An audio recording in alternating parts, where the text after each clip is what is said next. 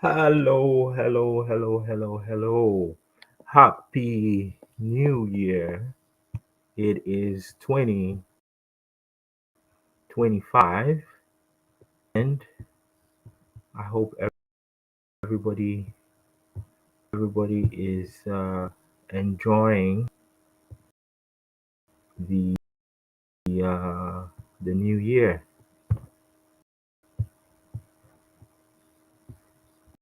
One second. I had to make sure everything is working over here. Uh,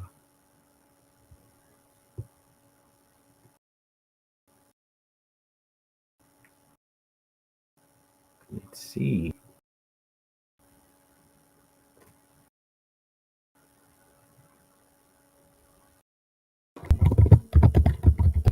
We're dealing with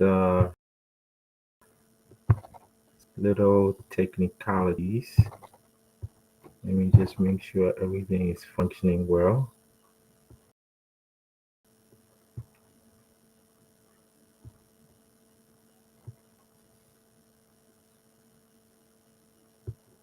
I think we should be good to go.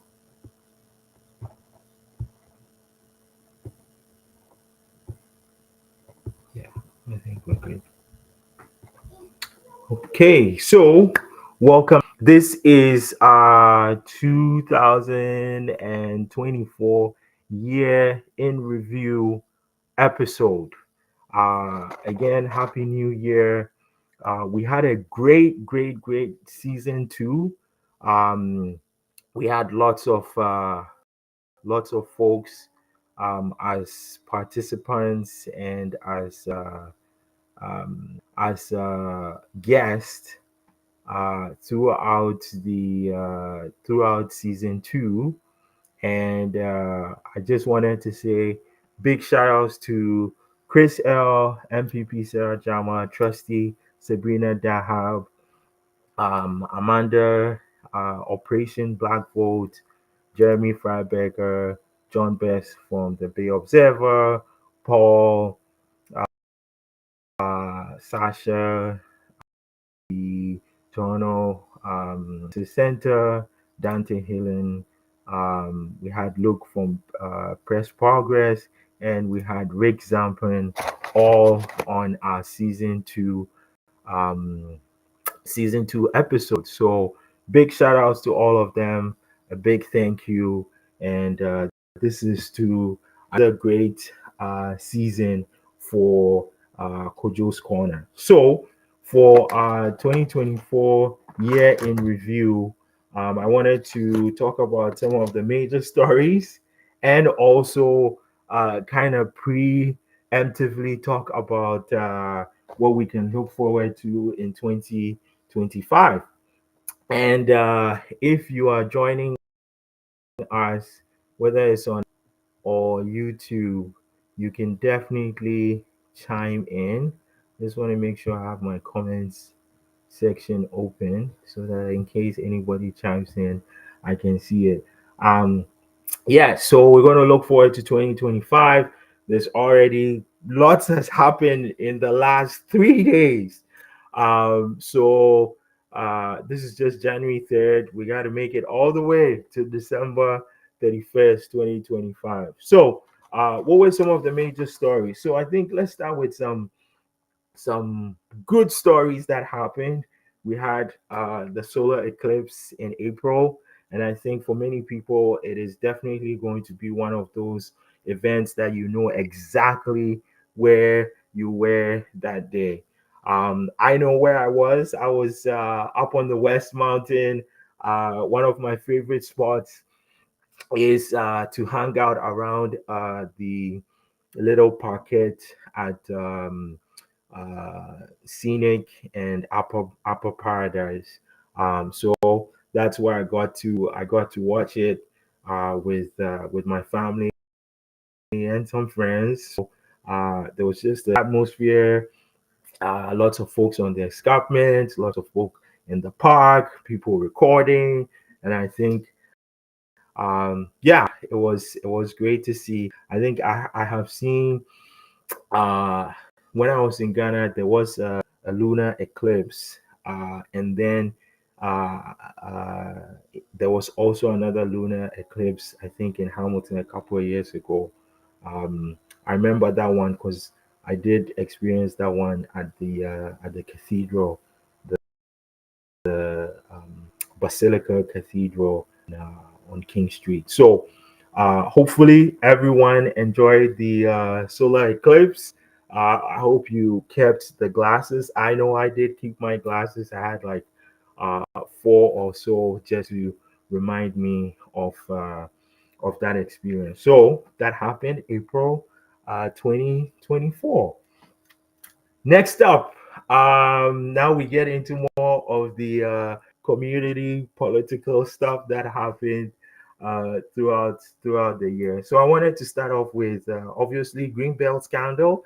That has been probably one of the largest provincial stories that we've had to deal with in 2023 and in 2024, and I anticipate that we'll also have to deal with it in 2025. And so that's why I had that as one of the stories, because as some of you may know, there's a RCMP investigation or OPP, don't remember, but there is some investigation that is taking place, and I think a number of media outlets have commented that this is another reason why there's likely to be a provincial election this year, which usually would have expected it to be in 2026. But nonetheless, this is not the last we'll be hearing of the Greenbelt scandal. I think even here in Hamilton, there was a story on the public record around how some developers are looking to the city of Hamilton to overturn some of the Greenbelt decisions here in Hamilton, and would also have to. We can't talk about Greenbelt scandal here in Hamilton without talking about Stop Sprawl. So, if you don't know about the Stop Sprawl group, lots of residents, grassroots residents coming together to stop the developer industry from paving over farmland. And also, I think one of the things we learned from the Greenbelt scandal is that you had a provincial government, playing favors with the developer industry, making huge amounts of profits, and also bankrupting municipalities, because again, municipalities are the ones that will have to provide all the infrastructure when you keep expanding your city into rural areas and land that is dedicated for farming. So I think that's going to continue to be an issue here in 2025. We also, in addition to grassroots organizations like Stop Sprawl here in Hamilton and other environmental groups, Environment Hamilton, and others, we also saw the importance of journalism. It was the Toronto Star and the Now World that did extensive investigative journalism to kind of expose some of the things that were going on in the provincial government. And it might seem like this was far away, because right now our provincial government is dealing with some other things, but the step down, some chief of staff had to leave, so it was a huge scandal. And I think the way here in Hamilton, there were some developers that were mentioned in some of the exchanges that were going on. There were some developers that contributed to the current provincial government. So I think this story is going to continue, especially when we are having to deal with housing and municipal infrastructure and all of that stuff.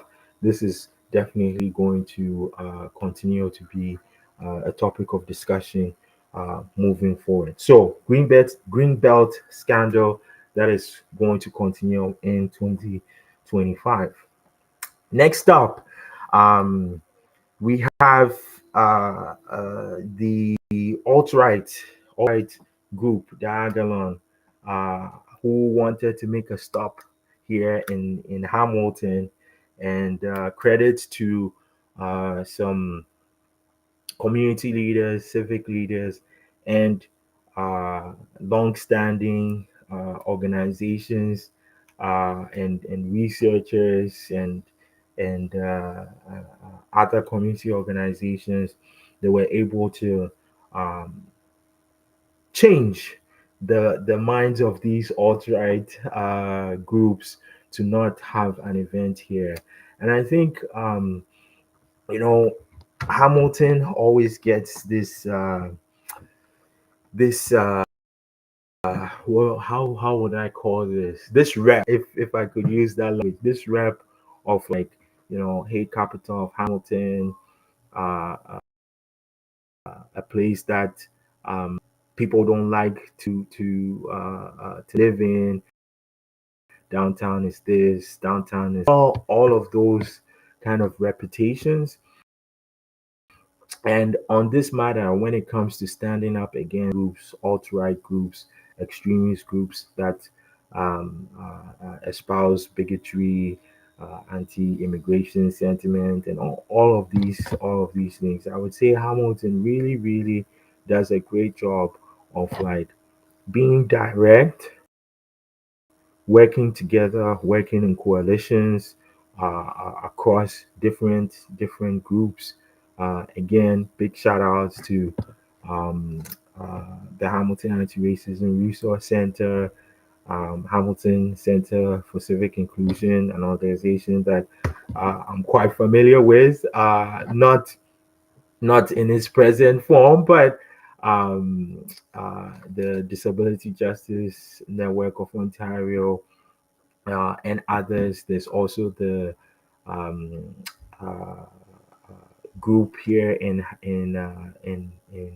Hamilton that or a coalition of organizations in Hamilton that also are trying to address the rising hate here in Hamilton, Islamophobia, anti-Semitism, anti-Black racism, anti-Indigenous racism, anti-Asian sentiment, stop hate. So the attention to detail that these organizations and leaders and academics do is really, really important to ensure that um, these alt-right groups don't continue to disrupt here in Hamilton and make it unsafe for residents of Hamilton. So, due to their work, the group Diagolon couldn't have the event here in Hamilton and had to engage in some scrupulous behavior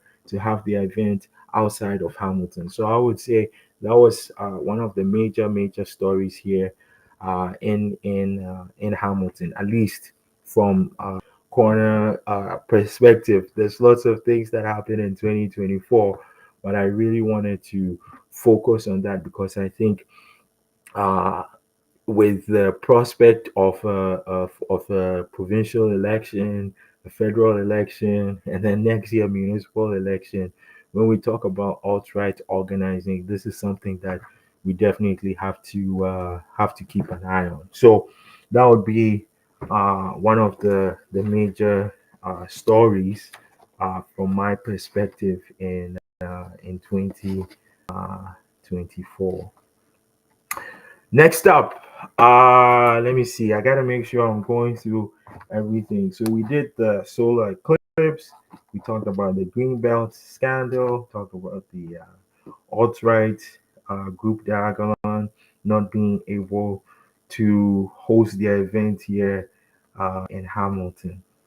So I cannot have an episode of Kojo's Corner when we are at the intersection of people power, participation, and politics without talking about encampments. Um, so, uh, encampments has definitely been on the minds of everyone, many people here in Hamilton. Last month, a judge ruled uh, there was a court decision. I should put it that way. There was a court decision where you had some folks that were encampment residents taking the city to court, infringing on their charter rights, and the judge ruled that the city did not infringe on their charter rights. And I'm going to paraphrase here. I don't have the exact wording, or maybe I should. Just give me 1 second. I think I should bring it up so that I don't paraphrase wrong. But let me paraphrase and then see if I can find it. So basically, the judge was saying that the city of Hamilton did not uh, violate violate the charter rights of um, of the individuals that brought this case uh, forward. Um, I cannot hold on. I will find it, and I think one of the oh yeah, here we go. Yeah, got it. Da, da, da, da, da, da, da, da. No, I thought I had it here. Okay, I'm almost gonna find it. Um, because I want to read it because I think very important. In that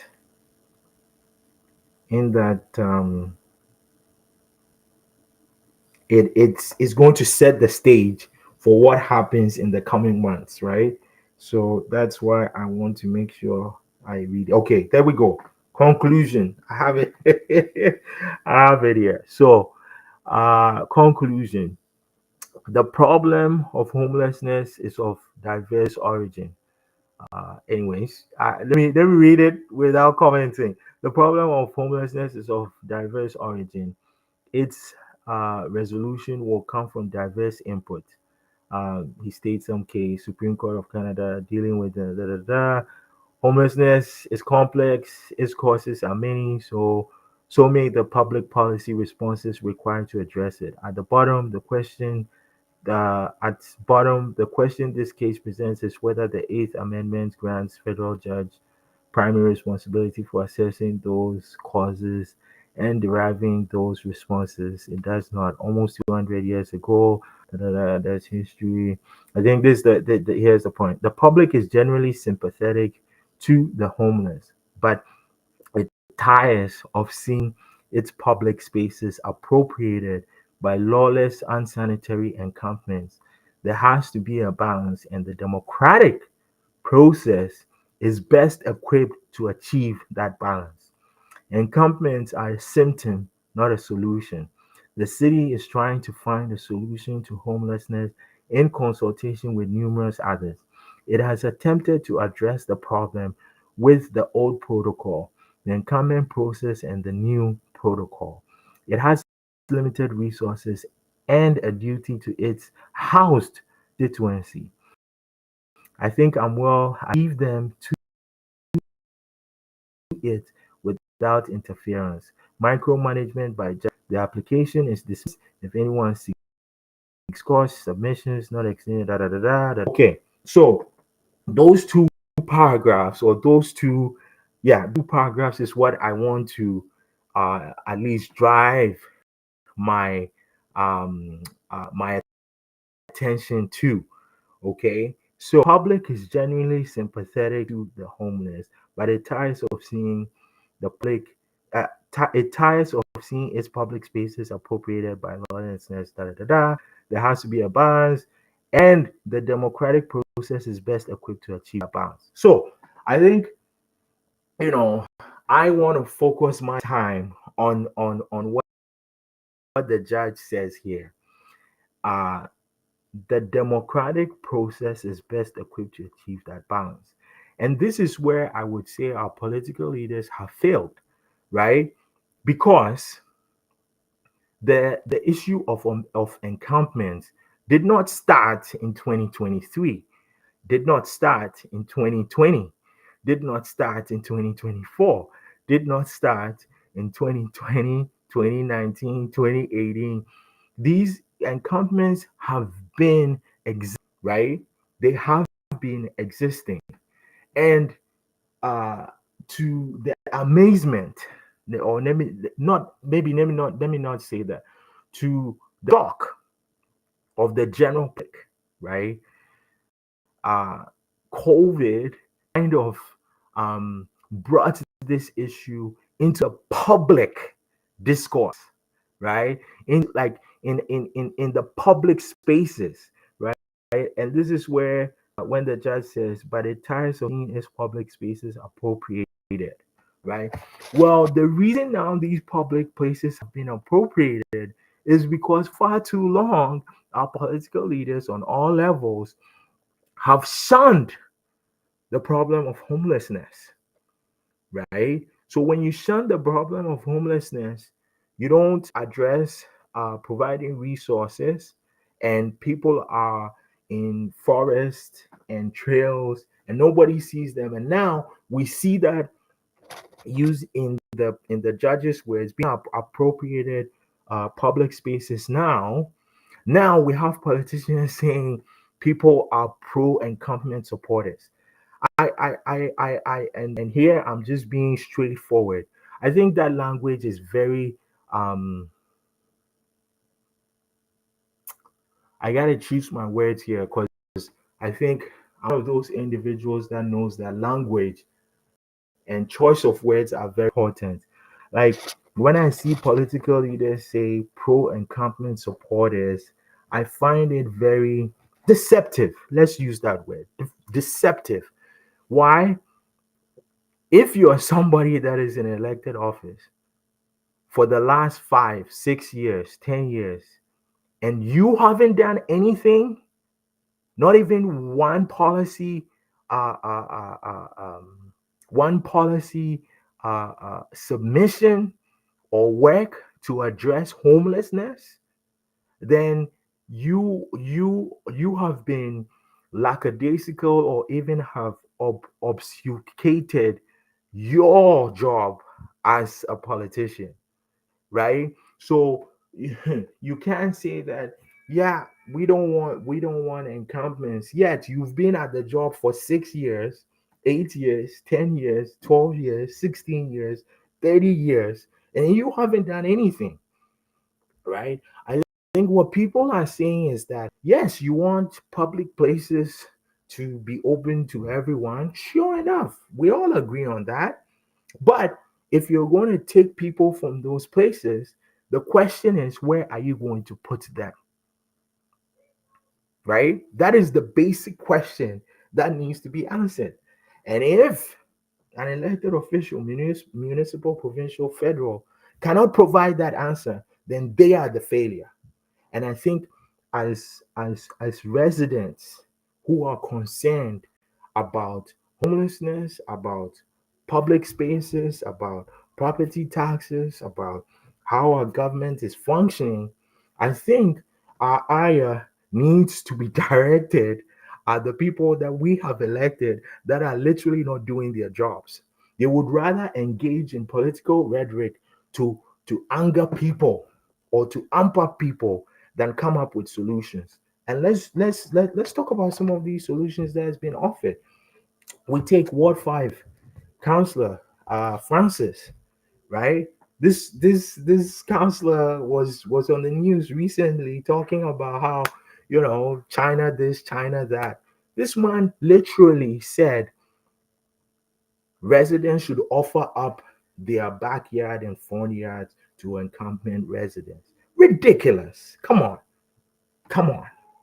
Like, if you are wielding a $1 billion corporation where people provide taxes, and those taxes are supposed to be used to come up with proper decisions, and that is what you bring forward as a policy response, that is ludicrous, right? That is ludicrous. And literally said that and hasn't followed up, right? And this is another thing that I want residents to also pay attention to. So, okay, maybe you disagree with me. You think that that is a policy that should be entertained, right? Should be entertained, right? Let's ask the question: what has been the follow through of this policy? Right? Stay with me here, right? I am saying these people that are supposed to lead the decision making process of addressing encampments, I'm telling you that they are not doing their job. The response might be, oh, yeah, well, they're bringing up policy. Let's take that one. Councillor Francis said there should be the city staff should draft up a policy that says if individuals want to house incumbent residents, their front yard and their backyard. Has he followed through on that policy? Right. So I think this is what I'm trying to say. Like we get caught up in my park, your park, pro incumbent supporter language, the sanitation, all of that stuff. I'm not denying that these things are happening, but I'm saying that we get caught up in that we forget that our ire should be drawn to the people that should be coming up with the solutions. And they don't come up with the solutions. They just, use talking points to anger everybody. And I've seen this. I have seen this. We saw this with all the town hall on the mountain downtown and all of that. Like sometimes it I don't understand it. You have people that have been sitting at a table. You have a mayor, you have 15 councillors, majority of whom have been there. This is not their first ride at addressing these issues, and yet they treat these issues like it just happened yesterday. I just don't get it. And then we amp up people, and now it's become, you have a constant using pro incumbent supporters. That is deceptive and ludicrous. And I think that constant should stop using that language. So let me go back to the other the other sentence. Yeah. So the judge then goes on to say there has to be a balance, and the democratic process is best equipped to achieve that balance. So, this brings me to the point of how this is going to continue on in 2025. So, we already see that our provincial government, Doug Ford, is now saying that he wants to have a notwithstanding clause around encampments. And again, same question, like why is our premier now in 2025 now trying to address the issue of encampments? Where was he in 2018, 2019, 2020, 21, 22, 23, 24, 25? Right?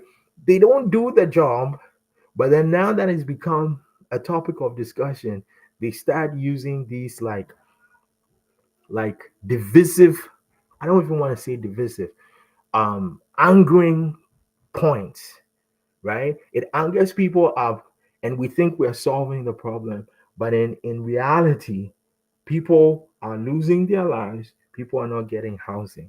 I think was it yesterday? Yes, yesterday the CBC Hamilton uh, spoke to a number of incumbent residents when SOPIN, another grassroots organization working to support incumbent residents. And there were people, there was a gentleman that has a bad hip, sleeping in a tent in a park. I think the thought of that should scream failure of a government.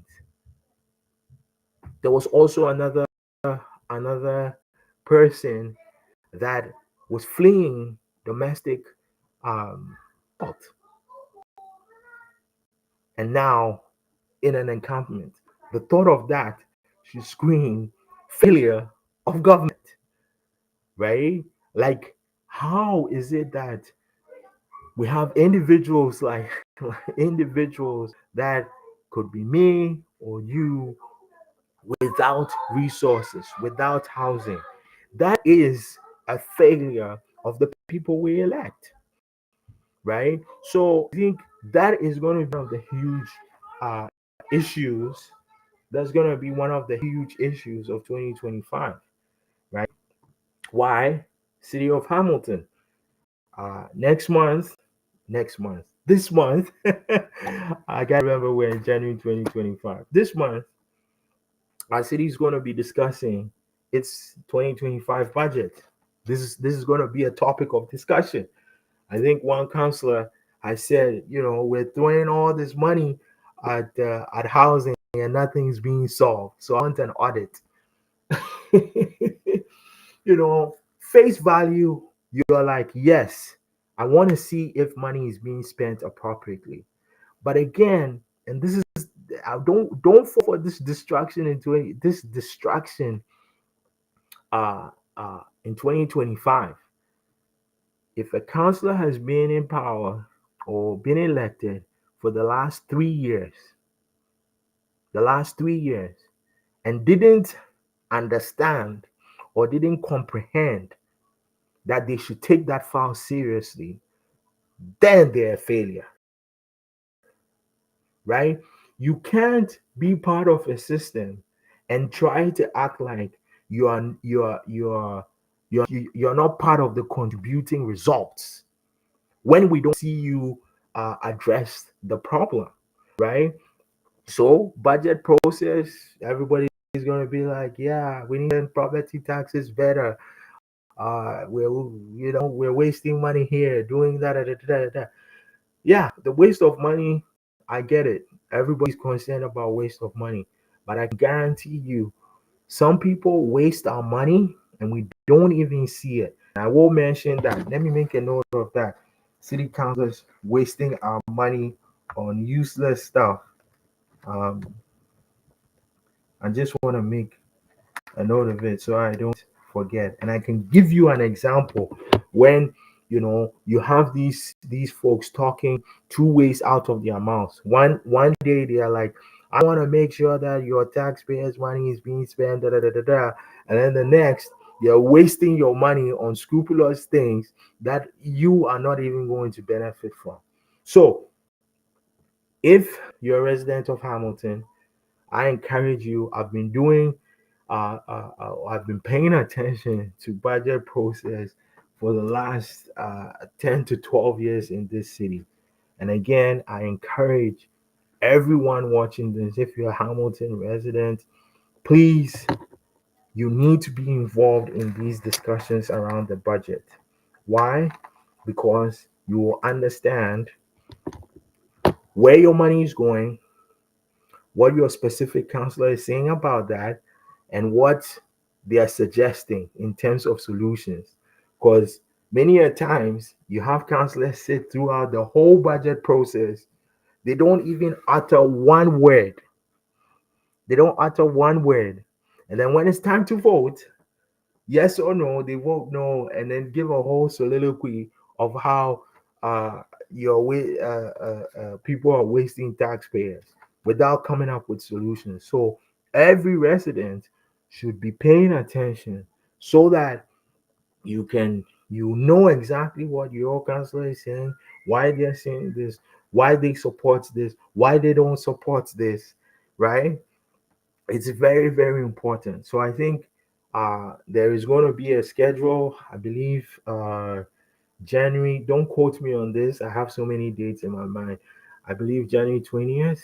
Um, Residents can sign up to delegate to city council to say, hey, this is what I want. You should do this, blah, blah, blah.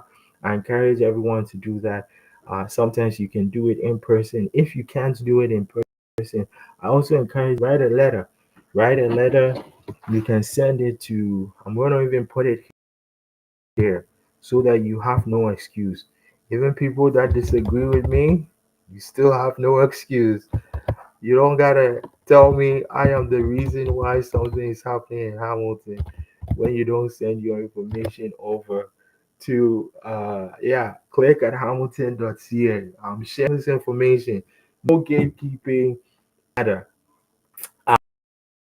Um so a written letter, you send it to the city clerk and say, hey, I want this included. It's even I'll tell you what. I'll tell you what. Your letter to the clerk, you can also CC the mayor and your city councilor. You know why? That you are on record, because this is what happens sometimes in municipal government, right? You know, people will go and see their counselor and they will tell you one thing, right? And then they know you're not going to watch city what happens at city council, and then they say the other thing, right? So when you write your letter, you send it to the clerk, you CC your counselor, you CC your mayor. If it's a provincial matter, you can also CC your MP, right? So that now you're engaged in what is happening. Because what I see happening is that, you know, so the province and the municipality should be working hand in hand. But what happens is we separate some of these issues.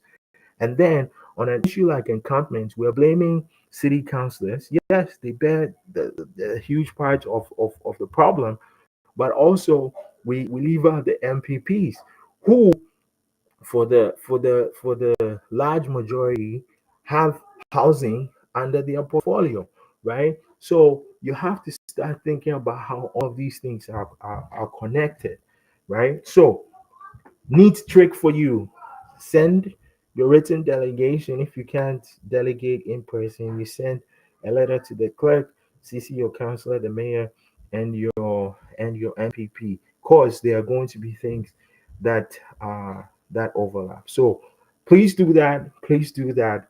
Very important. So again, budget deliberations 2025 happening this year. I think the city has changed um, how it is going to be talking about some of its budget allocations. I think now they have a website where you can see all the numbers. I apologize for not having the website ready to go. I usually would share that, but you can just go on Google, City of Hamilton 2025 budget, and all of that will show up. So I think encampments took a lot of my time, which should be, it's going to be a 2025 thing. So yeah, there you go. I'm not going to talk too much about Barton, Tiffany, and what's going on there. Maybe later on this month, I might get a couple of guests to join our episode to talk about what's happening on Barton and Tiffany. But I just wanted to make a general comment around encampments and moving forward. Okay, so I got 20 minutes left. I'm going to talk about two or three things. I definitely could not do a year in review and not mention Erickson Cabrera. Uh, for those of you that may or may not know, a member of the Black community was lost in November.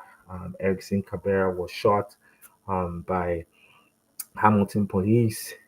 There's a SIU investigation going on, and so members of the Black community, the Rwandan community, and the Hamilton community, Toronto community, Regina community, Montreal community. Like there's so many people were touched by Erickson, and everybody's waiting for um, this SIU report um, to find out what happened.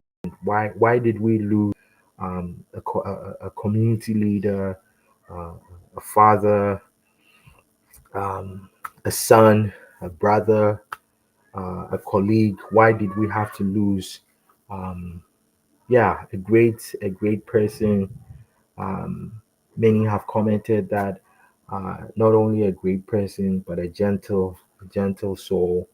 And so, yeah, for many in Hamilton, November 2024 um, was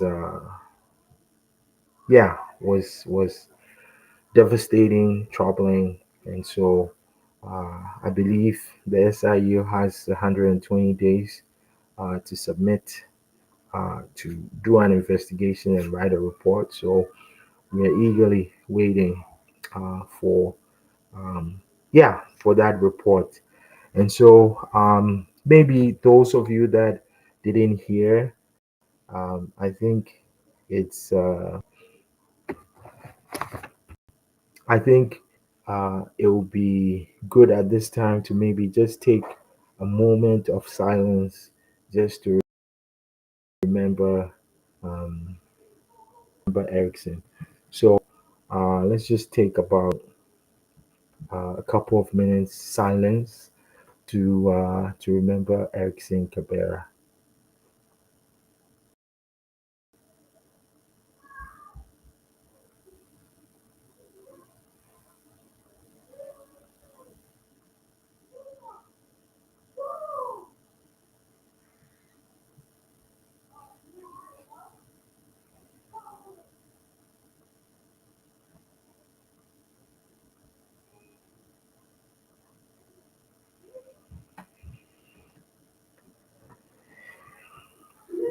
If you want to continue getting information and updates about Erickson Cabrera, you can follow Justice for Erickson, the number four, on Instagram and X. There's also a GoFundMe um, uh, that you can contribute to help with some of the cost that is associated with with getting justice for Erickson. So um, I'll put it in here. Justice number four. Oh, I made a mistake. Just justice. Let me spell it right.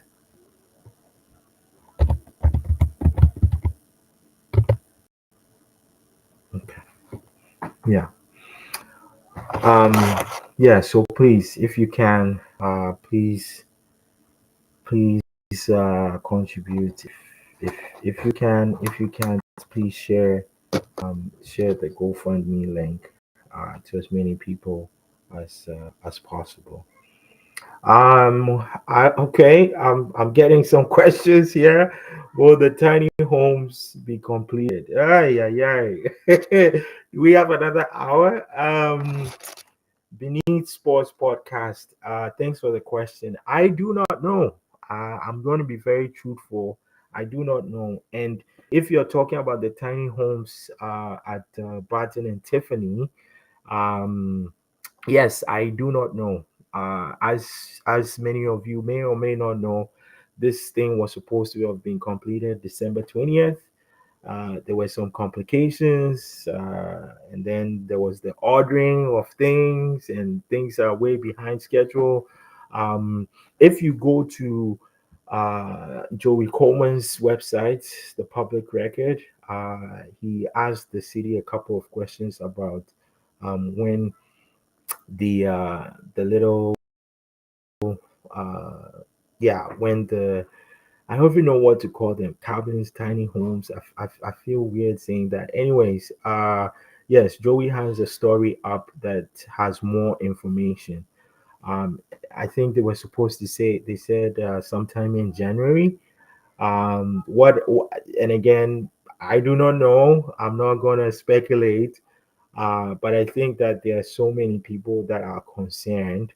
with the project, its viability, the number of spaces, um, and whether it's going to accomplish what um, is being said is going to be accomplished, right?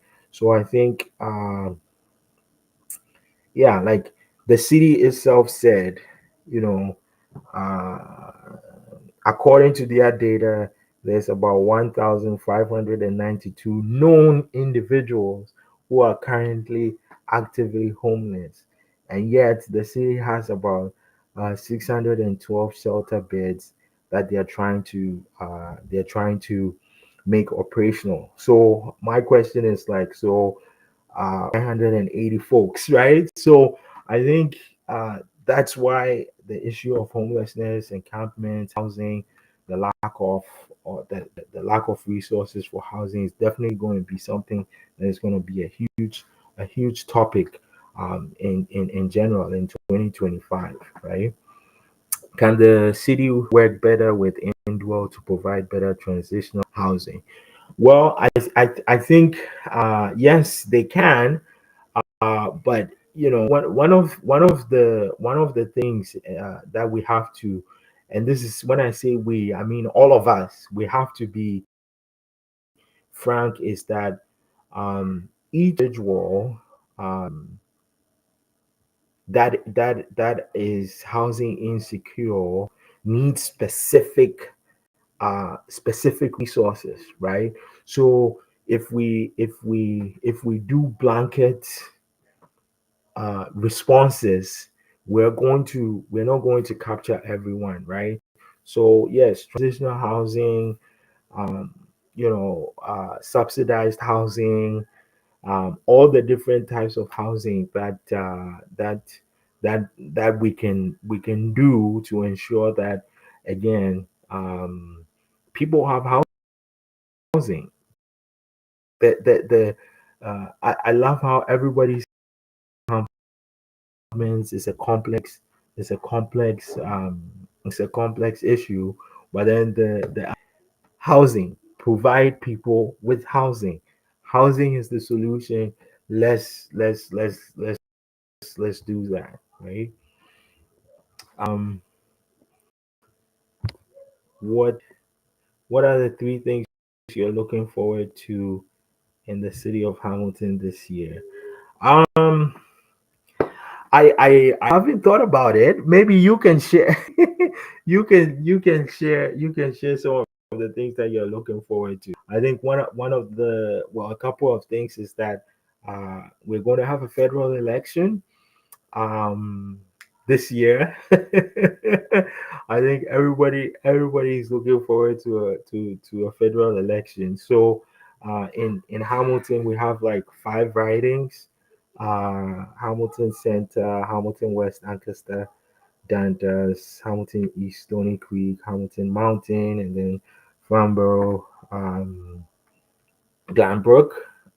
So Hamilton Center, NDP, Stronghold. Hamilton Mountain is currently Liberal.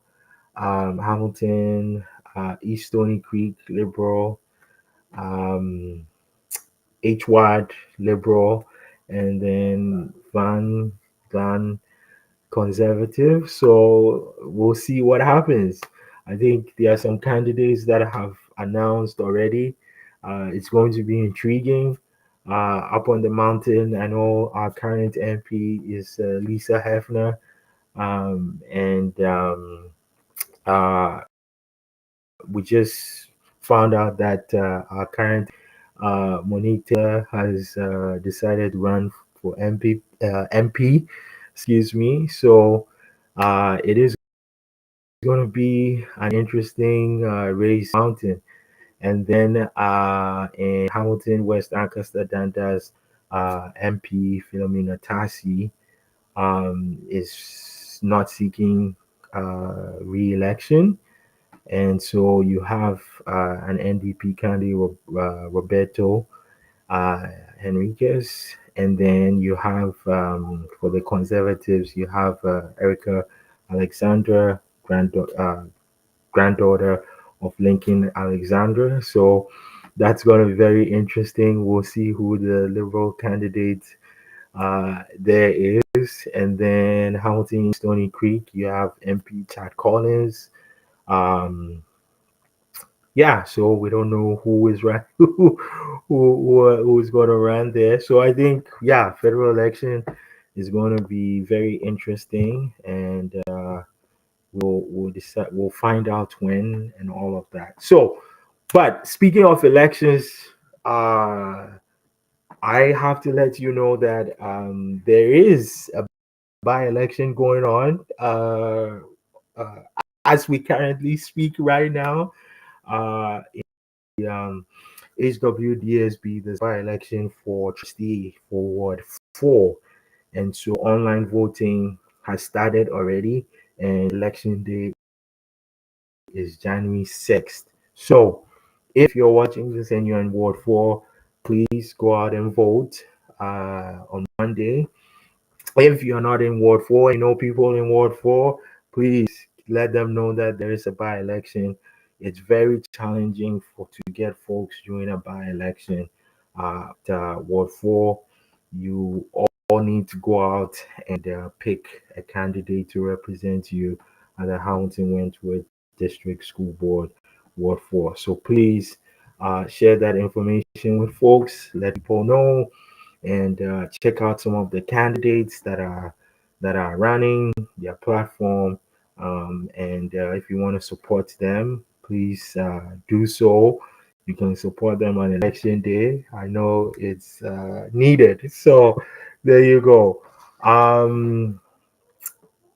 Yes, so I mentioned Ward 4 by election, and I think I have 8 minutes. So I'm going to end with kind of a happy, not happy, but like a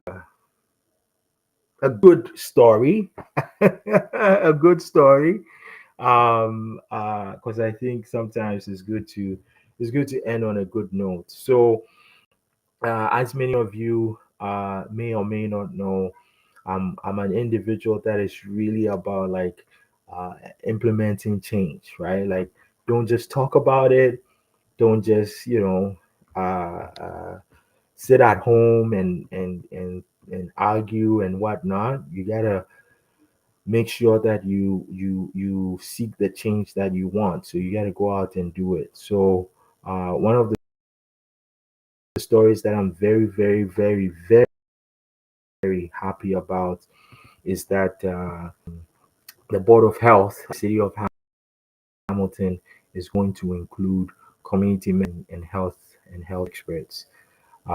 Yeah, for since Hamilton was amalgamated, uh, their board of health has always had 15 counselors and a mayor, and it wasn't until 2020 when the discussions around public health became a central theme that we started asking ourselves, why is it that a board of health should have only elected officials, many of whom have no health expertise, right? So in 2021, myself, some healthcare folks, some doctors, some researchers, some community organizations decided to push this forward. And even before that, there was a document called the Just Recovery Document, and one of the recommendations in there was to restructure the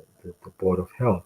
So again, see something that's wrong in your community, or you see something that you're like, hey, it needs that we need to make a change here. Yeah, yeah, you have to bring people together and move forward to make that change, especially when you know it's going to benefit um, everybody in the community, right? So having health folks and community folks at a board of health enhances the health of everybody. So yeah, earlier on in 2024, it was approved. And so now the city of Hamilton has what they call the Board of Health Committee that is made up of health experts, community members, and city councilors working together to to make better decisions on our board of health, right? So I think that is a great story, a great news story, and um, I hope that these are some of the things we can celebrate, and these are some of the things that inspire us to make Hamilton a better place for not just a small group of people, but for everyone. And so, just wanted to end on that. I think it's a good, good story, and it also shows that sometimes change also requires a lot of time. We started these discussions in 2020, 2021, 2022, 2023, and then eventually approved in 2024, right? So, kudos to everyone that was involved. Uh, there was a citywide um, engagement around should this happen. It cost the city 50K. A certain counselor decided to do that. When we talk about waste of money, there you go. But needless to say, um, yeah, eh, people thought this was a good idea, even though there were some counselors that didn't want the change. Don't know why, but I think it's going to be good. And they've started meeting. Some of the discussions there have been very fruitful, and it's going to be good for public health. So there you go. We end on a good note. So um, this year, we're going to have some more community folks join Kojo's Corner. So if you have any ideas, please get in touch with us. We're on Instagram, Kojo's Corner. I'm on. We're on X. Send us a message. Tweet at us. Is it tweet at us or X at us? I don't even know anymore. Or reach out to us on Instagram, and and we'll see if we can get you on the show, and you can talk about what's going on in your community, how it impacts people, how it's bringing people together, how it's also challenging the status quo. Those are things that we're always talking about. So reach out to us, and again, wishing everybody a great 2025. Remember that, hey, the year ebbs and flows. Every day is a new day. Every month is a new month, and just be kind to each one of you. Build a greater community, work together, and hopefully we can all share 2025 in goodness, as opposed to um, yeah the bad things that eat at us. So that's it. That was 2024 major stories in review, and looking forward to 2025. So wishing everybody a great Friday. And remember, Ward 4, you have a by election for HWDSB um, by election happening on Monday. And again, if you can't make it on Monday, they're doing online voting. You have to register on the city's website, and you can vote. So thank you very much, Beneath Sports Podcast. Thanks for your questions. I'm just trying to go to Mindy Carlson, Nice Shades. Uh, Thank you very much. Uh, so thank you all for tuning in, watching, and peace, love, and harmony. See you all later.